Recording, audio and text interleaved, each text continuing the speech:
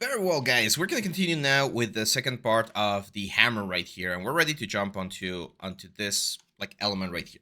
Now, before we do that, I want to show you about something called display layers. As you can see, we're getting into a point where modifying a couple of things here is it's getting a little bit complicated because we have a lot of elements, and by a lot I mean there's three elements right here, and I would like to hide them for a little while I work on other parts of the hammer.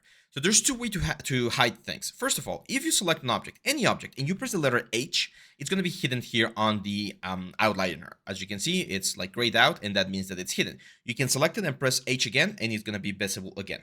However, imagine having like 200 different elements here in the outliner. It's going to be a little bit difficult to find all of them. So one thing I like to do is I like to select all of the elements right here. Let's freeze transformation, delete history, all the stuff to keep them clean. And if we go to this side right here, this is called the display layers. We can use this last button, which is called create a new layer and assign selected objects. And it will create a layer very similar to Photoshop or other softwares. And this layer is pretty much a visual container. So if we turn off this V, which is the visibility, it's going to be hidden. It's not going to be hidden here in the outliner, but we can very easily turn this on and off. And it's a way faster like approach to generating this sort of elements. Now, this box right here, as you can see, it's pretty much another cylinder, probably six-sided as well. So I'm going to start with a cylinder, bring this up right here, rotate this 90 degrees to either side, and use the subdivision to bring this all the way to 6. Now, it seems to be like facing the proper way. Now it's just a matter of making sure that it has the proper element, or the proper length. So I'm going to press Control and click on this little green box so that I can move this on the Y-axis, and it should be uniform. Do not do this. This is a very common mistake when we're doing the right view. Oh, there we go. Very common mistake is people will do this to match the perspective. But if you do that, as you can see, we're gonna get a really like elongated, weird effect. So we actually want to press Control and click on this so that we're doing X and C at the same time. Remember when we talked about these constraints on the viewport chapter? Well, we're gonna do that. So we're gonna go right view, Control, and click on the green one, and there we go. So that way we're expanding this on the X and the Z at the same time, and we give a uniform effect. That's it. That's pretty much all we need for this one. The next thing is, of course, the bevel. So I'm going to go to edge mode, select all of the edges, get rid of soft selection. We don't need it anymore. And with Control, I'm going to deselect the edges on the center because we only want this ones on the sides. We bevel. And if we open the little box here, we're going to go with a small fraction and 2 segments. A little bit more. There we go. I kind of want to keep it a little bit stylized. There we go. So that's it. Now we can bring this back on, and here's where we're going to start seeing some slight issues. Here's where overlap might not be the best idea, because as you can see, we need to increase this size a little bit more. There we go. But overlap's looking a little bit weird on the bottom part. What can we do? Well, if we are allowed to do it on the concept piece, or if we talk to our client or to our director, we might just be able to go to all of this lower vertex and just like extrude them a little bit to the side or scale them a little bit to the side so we get enough room for the whole thing. This is no longer a perfect cylinder because the base is a little bit wider, but it shouldn't be affecting anything of the elements that we have right here. Let's go to the right view again. We're going to create a new cylinder for the other part of the handle, which is this one right here. We're going to rotate 90 degrees and rotate 90 degrees. There we go. Position it right around there, and we can scale it to create the handle for the hammer. I think I'm going to lower it just a little bit so it has a little bit more. So it's a little bit more centered. If we want to center it perfectly to this point right here, we can press the V key, the V as in vacuum.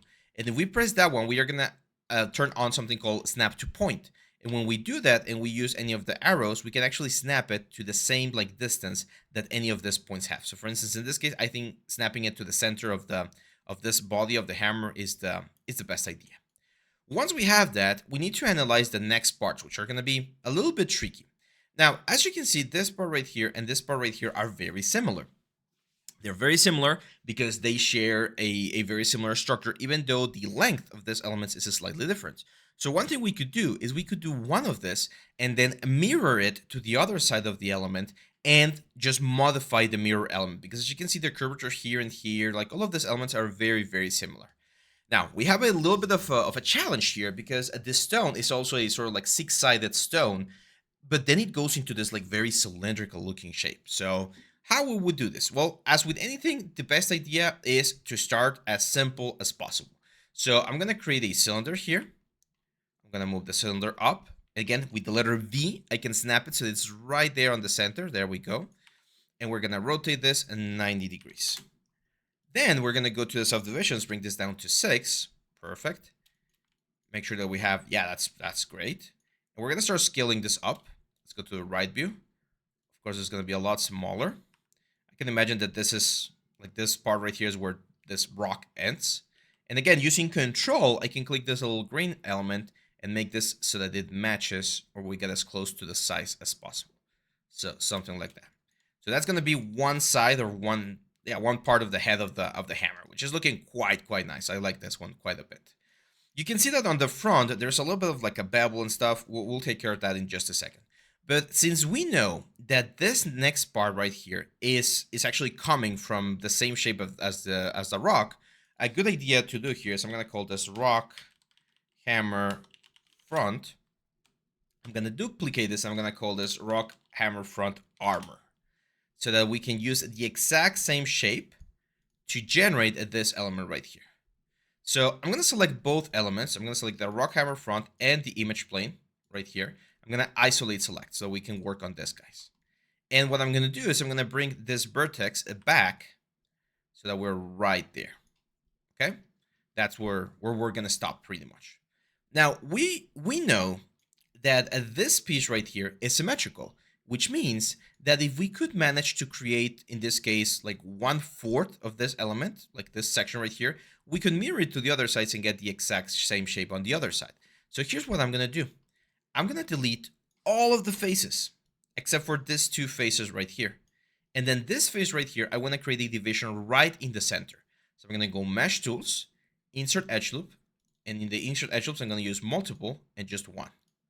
And there we go. So now if we delete that face right here, I know that this is 1/4 of the element. If we mirror this to the other side and then the whole thing that we get, we mirror it down, we're going to have the full shape. And why is this important? Because with less parts of the element to worry about, we should be able to generate something that's a little bit cleaner or closer to this.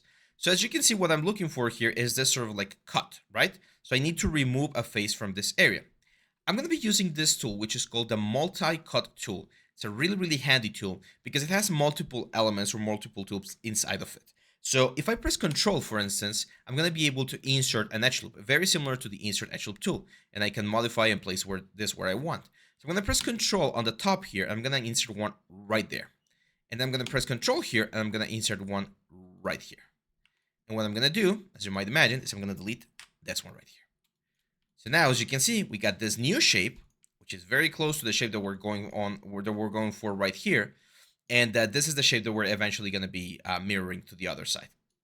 Now, on the top here, I would imagine that we're going to have a similar cut as what we have right here. So even though we don't see it, I'm going to add one line right there, and I'm going to delete this face as well. So we get this little shape right here. Now that we have the shape, we can actually start doing the mirror to create the whole like thing that's going to go around our rock element.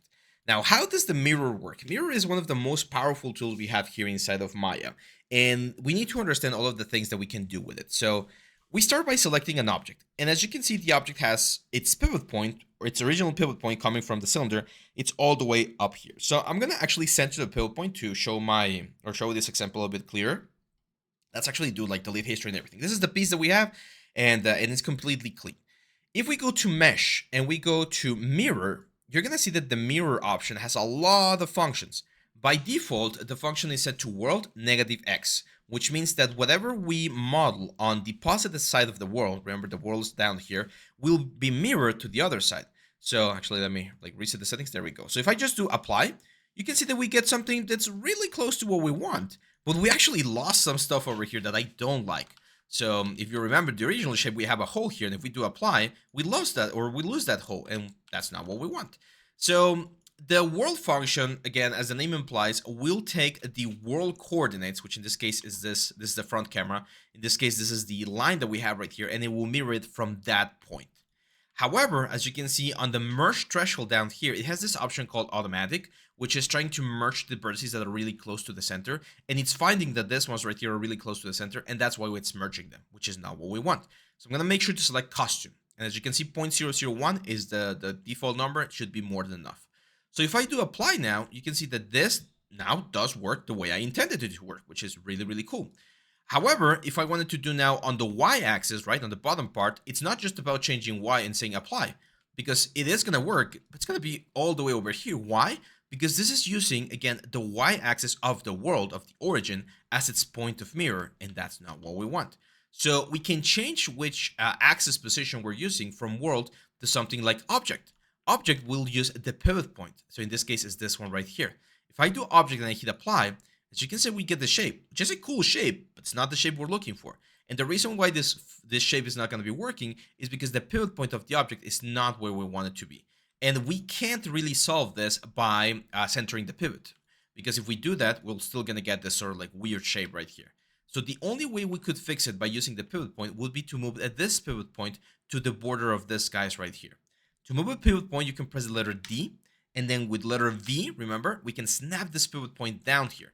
So now the pivot point is down there, and if we do object y negative, we should get the shape that we're going for, which is this one right here. Okay, now it is a little bit tricky, and maybe we don't want to move the pivot point. Maybe we do like where the pivot point is. If that's the case, then fine. The other option we can use is a bounding box. A bounding box is an invisible box that every single object has inside of Maya, and the bounding box tells us what is the lowest point or component on this imaginary box. So again, you can imagine that there's like a box right here. Hey, oh, because I'm isolated. So you can imagine there's a box right here, and the lowest point of that thing right there, that's the lowest point of our bounding box, okay?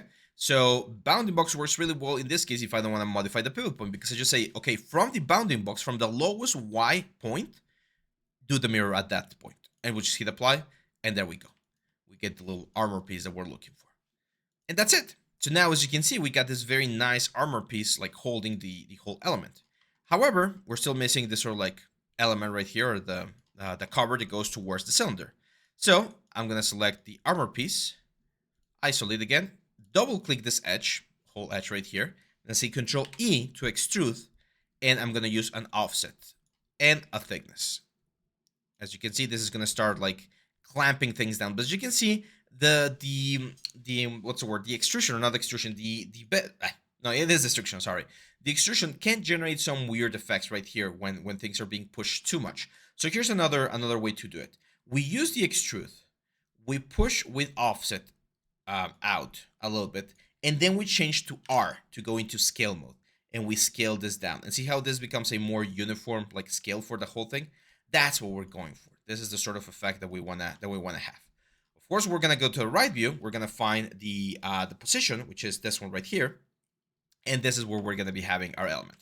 We're not gonna go over this like cut right here. It looks a little bit weird. One thing we could do if we wanna imitate that a little bit more would be to just grab like this edge right here and this edge right here and just like push it slightly forward.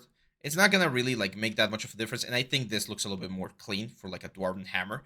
So we're gonna go for this. One thing I do want to do is this whole thing, I want to push it really, really close to the wood. So something like that, so that it really looks like it's holding the whole element. Finally, I need to grab this guy right here. I need to Control E to extrude this and give it a little bit of thickness, right? So something like this. And there we go. So now it looks like we have this armor holding the whole rock. Now, the problem with this armor, because we're doing the subdivision method for everything, is that if we press number 3, we lose a lot of the cool shapes that we have. So we do need to add either a couple of bevels, or we can add some support edges.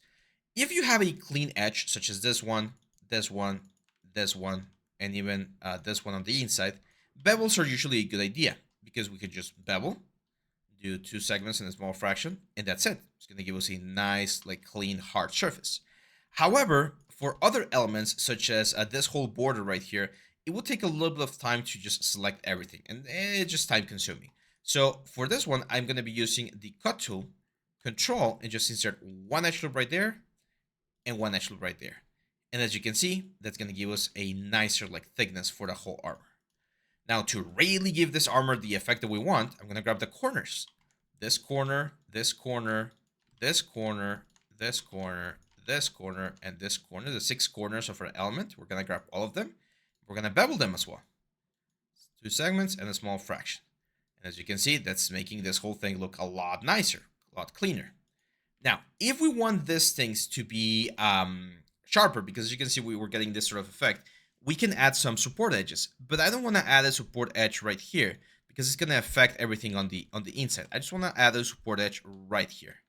But the big question is, how can we add an edge right here and make sure that all of the edges that we add on all of the other ones are the exact same thing?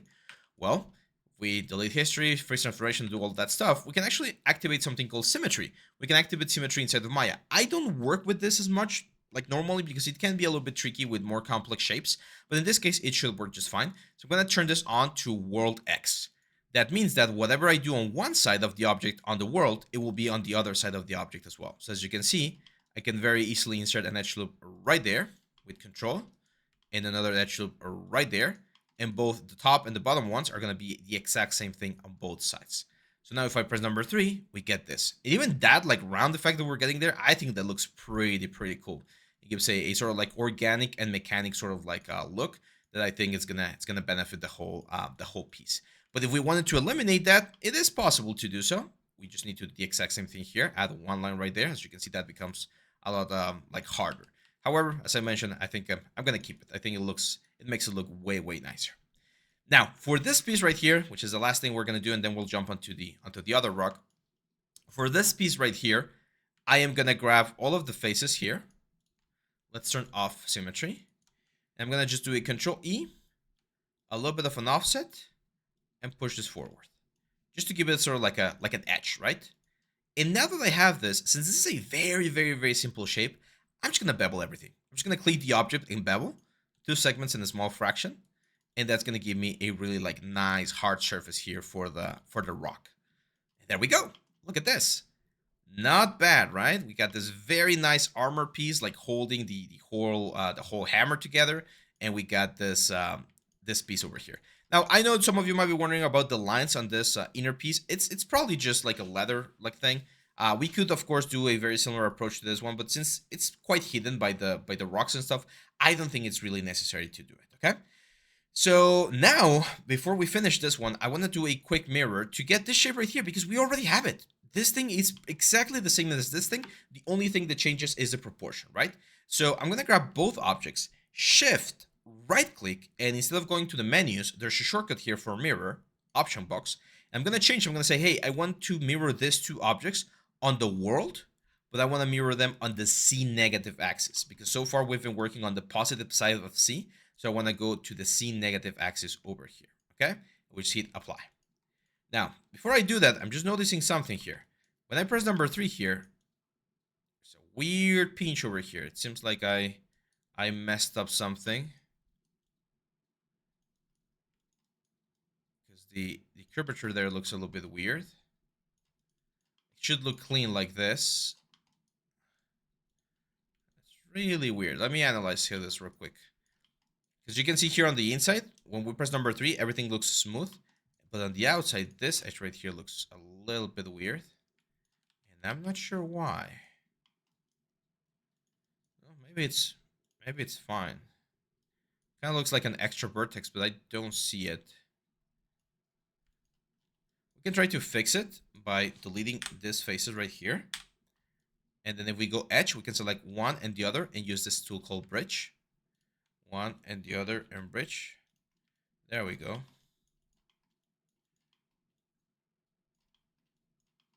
Yeah, so let's fix this again. So if you have this, just delete those faces and just select one of the edges, the other one, and just bridge. One and the other one, and just bridge. And that should fix any issues. Okay, so now that we have that, we can mirror this to the other side, to the C axis, as I mentioned. And there we go. Now, the only bad thing about mirroring, or not bad, but the thing about mirroring is it actually merges the elements into a single object. You can separate them by going mesh and then separate. And now each one of this is going to be its own separate mesh. And we actually do need to do that because, as you can see, the proportions on this side are not exactly the same. So this one, I'm going to send to a pivot point. It's going to be a little bit closer to this area right here. And all of the little legs right here get a little bit bigger. So let's push this forward a little bit. And then this one's quite a bit over here. And then the rock is very, very similar. We're going to center the pivot point, push it here, grab all of this vertex right here, and push it a lot more. Not a lot, but you can see like this is the distance right there. So I would say something like this is more than enough. And there we go. With this done, as you can see, we get a really, really cool looking hammer. We can grab all of the pieces right here, center pivot, delete history, freeze transformations to make sure all of the pieces are clean. And before we finish this hammer, we're actually going to go through all of the elements and rename them properly. But yeah, so far this looks really, really good.